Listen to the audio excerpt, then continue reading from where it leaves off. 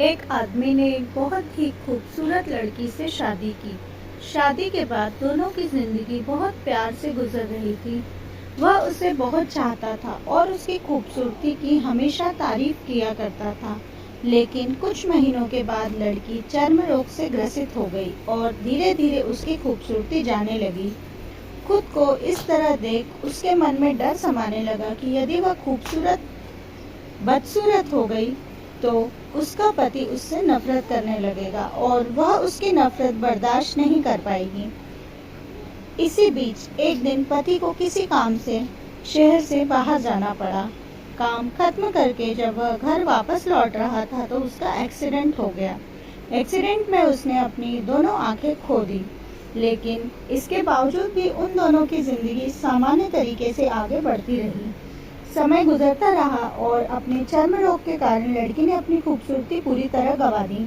वह बदसूरत हो गई, लेकिन अंधे पति को इस बारे में कुछ भी पता नहीं था, इसलिए इसका उनके खुशहाल विवाहित जीवन पर कोई प्रभाव नहीं पड़ा।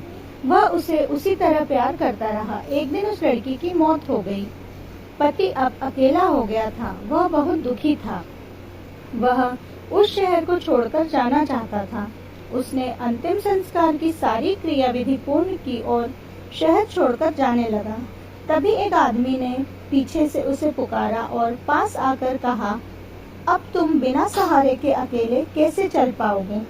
इतने साल तो तुम्हारी पत्नी तुम्हारी मदद किया करती थी। पति ने जवाब दिया, दोस्त, मैं अंधा नहीं हूँ। मैं बस अंधे होने का नाटक कर रहा था, क्योंकि यदि मेरी पत्नी को पता चल जाता कि मैं उसकी बदसूरती देख सकता हूँ तो उसे यह उसके रोग से ज्यादा दर्द देता। इसलिए मैंने इतने साल अंधे होने का दिखावा किया।